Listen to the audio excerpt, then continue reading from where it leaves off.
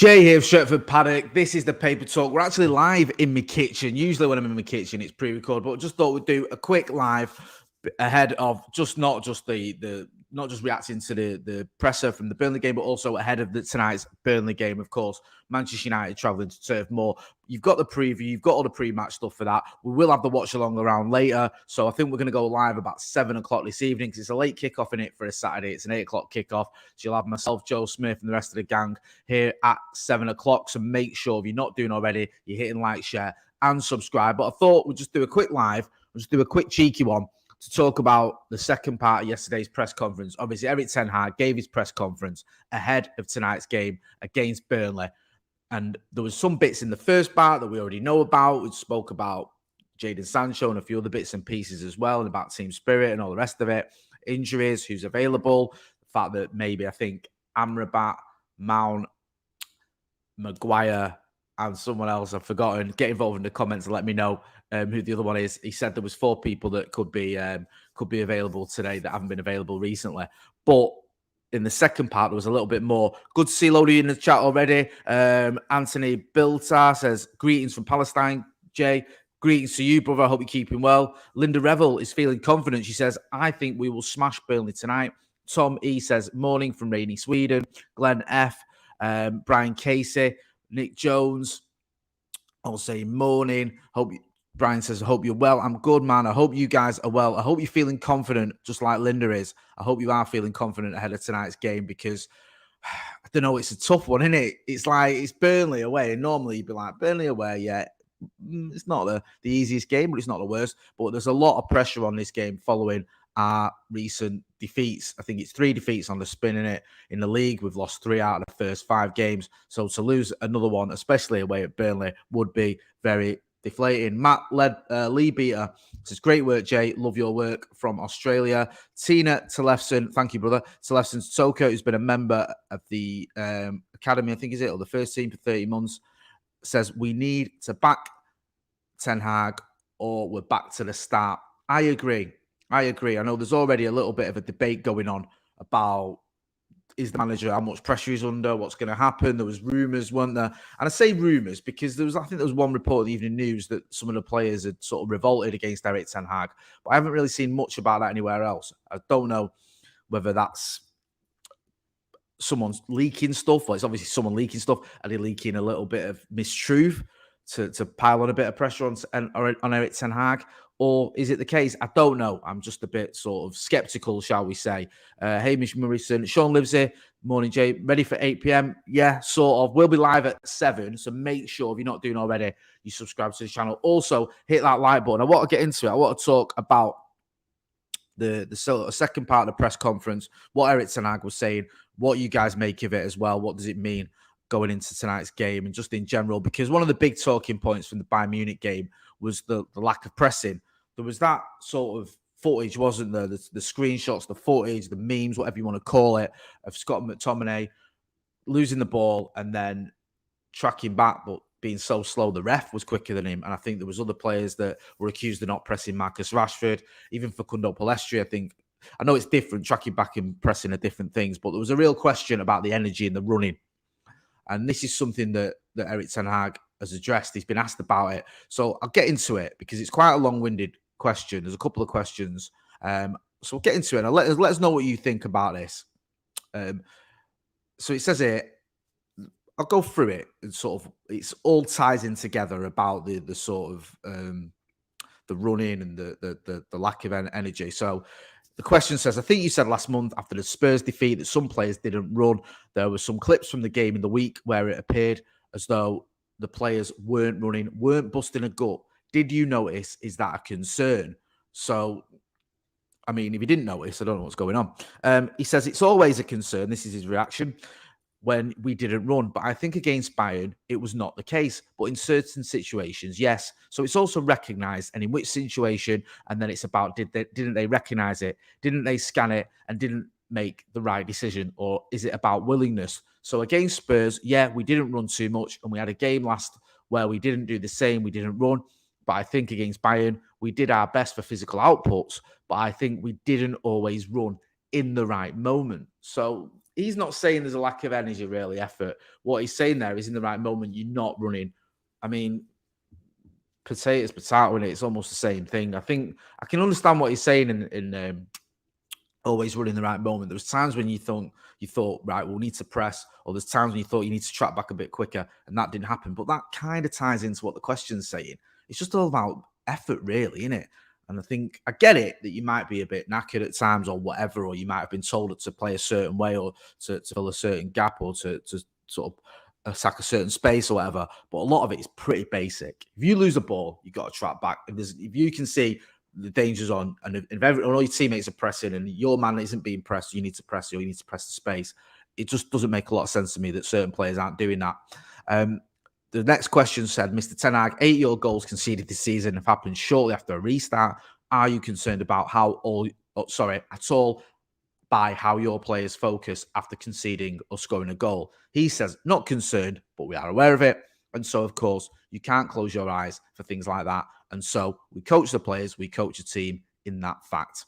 Yeah, I mean, it's so deflating, isn't it? When you get back into a game, you think you've got a bit of a lifeline, and then you can see straight away.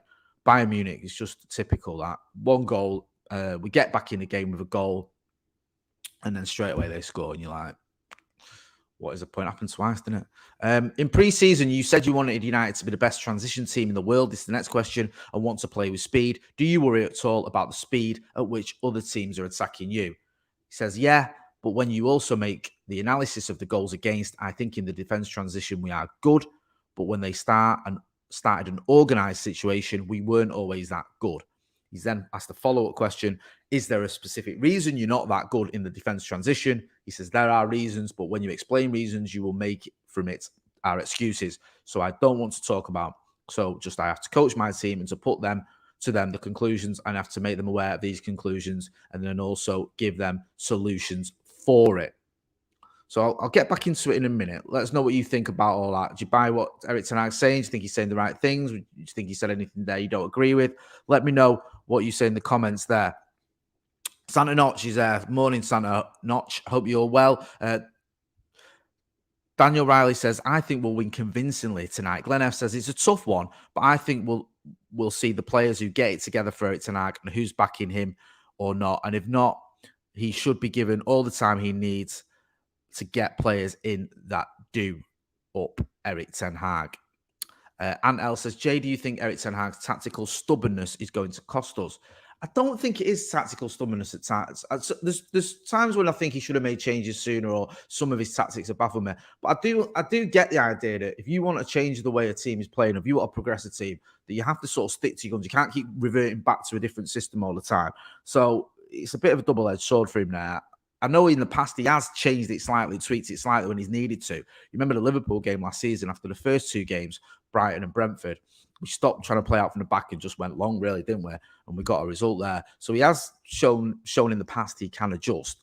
I just worry that we're going to be in a situation here where if we don't do it, if he does stay with these tactics and he's stubborn and it keeps costing his games, he's going to run out of time. So he might have to rethink it. Mukasa Vincent says Man United must win today. Justin Beaver says he completely changed last year. Brian Casey says Ten Hag under pressure is a ludicrous suggestion from the media. All the stuff off the pitch he's dealing with is bound to be affecting the players and their performances. I think you're right there, but I do feel it's not beyond the realms of sort of possibility that he's under pressure. And I don't think that's just kidology for the media. I'll be the first to call the media out. You know I do. Yesterday, I called out the worst article I've ever seen in my life about Andre Onana dropping his keys. Yep, drops his keys. Terrible. But if you're a United manager and you've lost 3 in a row and you've lost 3 first 5 Premier League games, you're under pressure. You are. And if you carry on losing, you're going to carry on being under pressure. Don't forget, a lot of managers have been golden just before they've got sacked. When I say just before, like a couple of months before they've got sacked.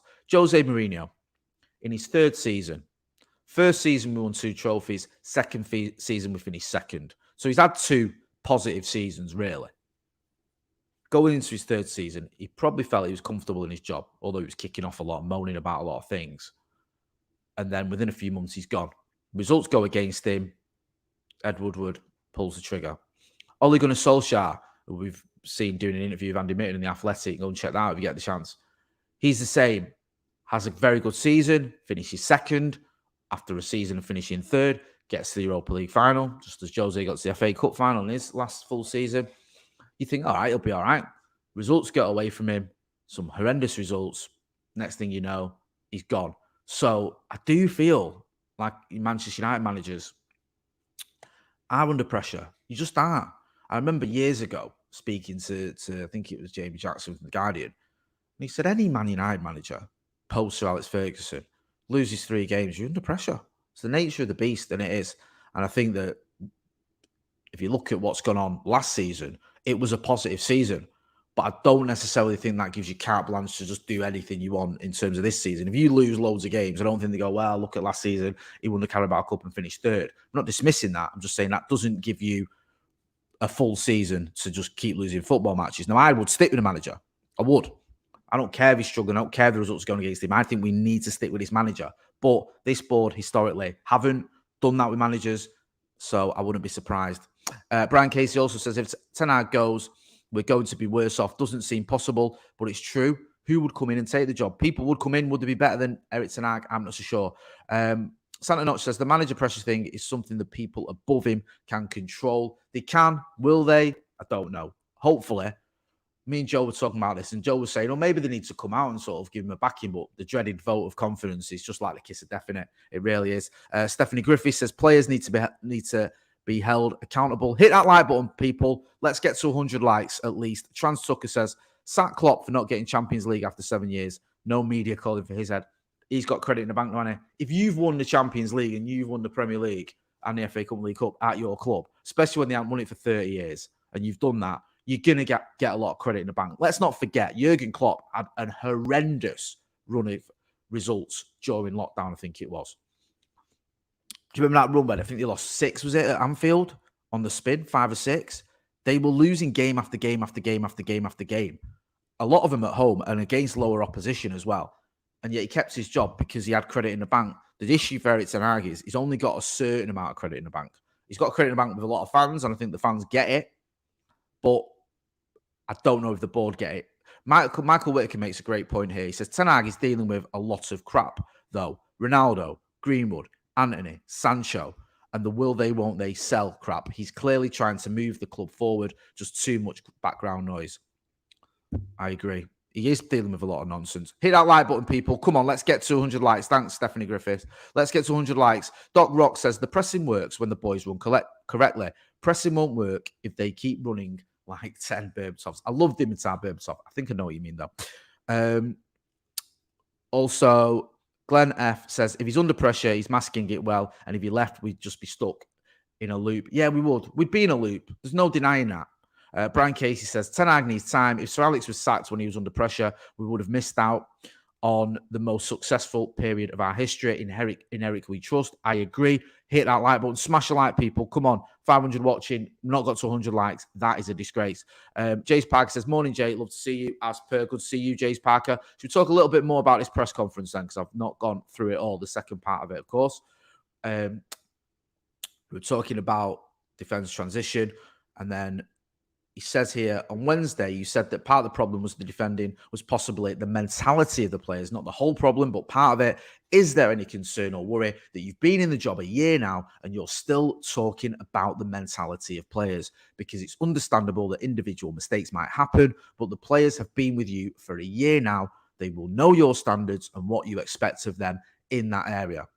And he says, so we have shown that we can do it. Last year, we, for instance, had the most clean sheets in the Premier League because of the team, because we defended very good as a team. And so we have to get back to that standard. And of course, I'm pushing the team. I'm demanding that from the team and from the start of the season. But human beings are not robots. And so why they are not doing it, yeah, I try to find out and I try to give the solutions and also try to motivate the players to do the job. So he's saying, it's my job to sort it out. But, they should be doing it, but they're not robots. So then he's asked a perfectly legitimate follow-up question. Do you know why they're not doing it? No, he says. But when you are in a period like we are in now, you always ask you always as a manager ask yourself these questions, and my job is to get them to do the job. So he's admitting that they're not doing the things that he should be doing, and he's also admitted that it's his job to sort that out. He's asked another question. One of the big things you did last season was to get a spirit back amongst the team. You know, when you were in problems, the spirit brought you through. Has that spirit gone a little bit, do you think, at the moment? And he says, you can see if you bounce back like in Munich, that you can't say the spirit is not right, and then they can fight back. I think we have other problems than that. And then he says, and they are. And his response is, then the question is, and they are. And his response is, all the time we talked about them. He's also asked about the takeover. He says, people say that it's been said that this constant takeover in the background is a reason that filters down. Can that make any difference whatsoever? And he says, I already explained reasons will be excuses, so there are no excuses. We have to perform. He's then asked another question about players listening to him. He says, Erik, you said a minute ago that you want to try to find out why players aren't running and taking your messages on board. How do you do that? Do you go to them one-to-one? Do you ask the captain about it? And what's the actual process? He says, as a manager, you have many tools and make sure I use them. And I would not say all, because there are many ways to do it. And you have to be creative. You have to be inventive and innovative. But you can be sure I use many. So then he's asked, can you share the examples about what you do? Stab in there. He says, you do it. You do it in groups. You do it in the team. You do it with individuals. You do it over video. You do it in personal talks. So many, many tools you have, and you have to put in and to coach your team and to get them in the right direction. He's also asked another question about Sancho, saying, is it, apologies if you answered it, is he unavailable tomorrow? And he just says he's not training with the team. And then he says, he's asked another question, is it because he's not apologized? And he just says, I think let's focus on Burnley. I think we have said anything about it. Yeah, I mean, he's also asked about Shaw, Malacia and Wan-Bissaka, and he doesn't really give a prognosis, as he calls it, as to when they'll be back. So he's asked quite a lot of questions there, isn't he, old Erik ten Hag? And he's asked quite doing running, following instructions, yeah, showing a bit of team spirit, defending properly, especially after we've scored. It's just basic, really, isn't it? But basic things aren't happening.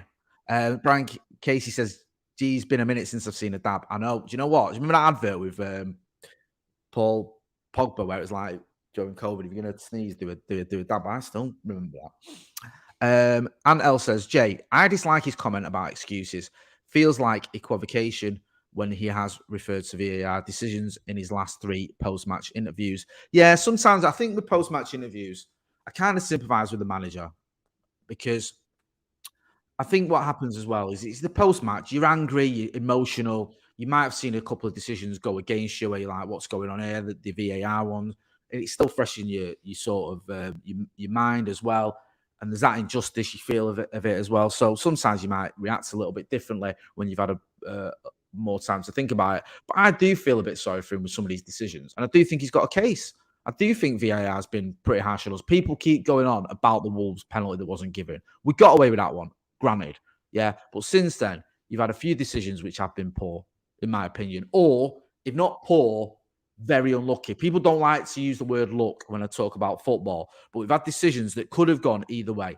Garnacho, for example, that offside against Arsenal, you could watch that a million times and come up with 500,000 times you could say it's offside, 500,000 times you say it's not. It's millimeters, and it's almost impossible to tell. For me, it feels a bit like you've just gone, yeah, he's offside. It doesn't feel like you can be certain.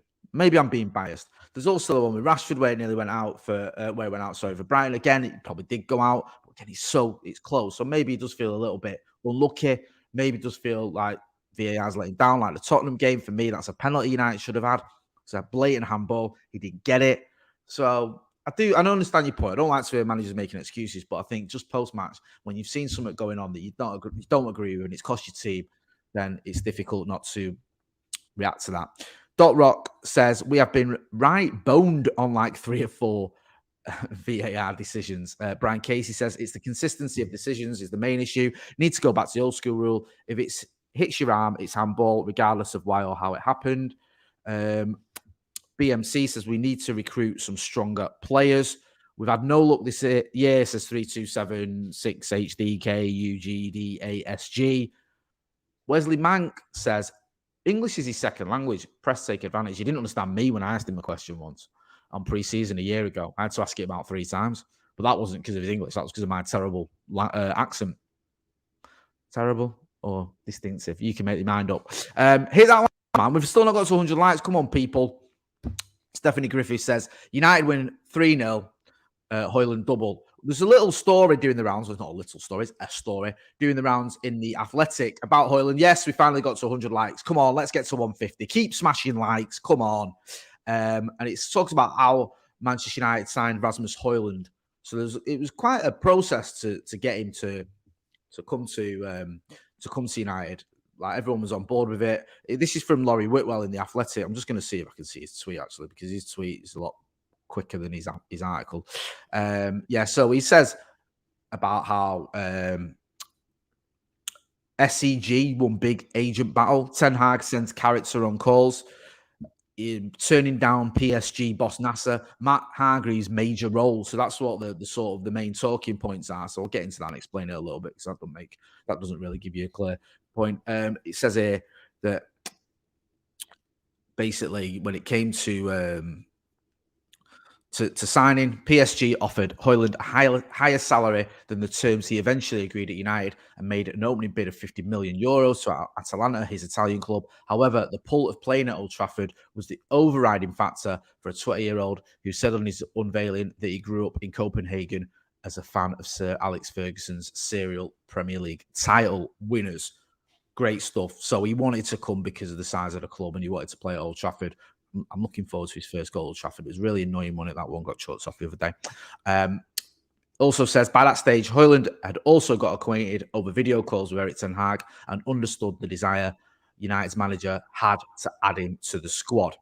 So it seems that you had the willingness and the desire of the player to come to play at United, and then you had Erik ten Hag's keenness and these video calls that they had to help influence that as well. So double-edged, really. Double barrel, sorry. Also says, when on the terms of those video calls, those conversations were also an opportunity for Ten Hag to suss out the player. As discussions developed, he became convinced of Hoyland's strong character and suitability to handle the pressure of leading the line for a club with the size and stature of United. And his personality was one of the key reasons Ten Hag pushed for him over other striker options. So he's a big personality in here, according to this, and you can see that there's something about the kid as well. I quite like him. I like the way he carries himself. He's obviously confident. He's not fazed by coming to Manchester United, and it's good to see that. It really is. I'm pleased with the start he's had. I'm pleased he's got his first goal for the club, and hopefully it'll be the first of many. We're going to be back later on with the watch along at 7 o'clock. We're going to be there. If you've not done already, there's still time as well to get involved. So if you get your phone out, film yourself like that in landscape and send it to paddockmatchday@gmail.com. That's your score prediction, by the way. Give us your score prediction for 30 seconds. Send it to paddockmatchday@gmail.com, and we'll use that as part of our pre-match build-up. So I'll be back later on with Joe Smith for the trip to Burnley. Big one, innit? A big one. Yes, this is the big one. I'm Jay Moye. This has been the Paper Talk live from the kitchen. It's a mild, looks like the weather is mild in Salford. Thanks for watching.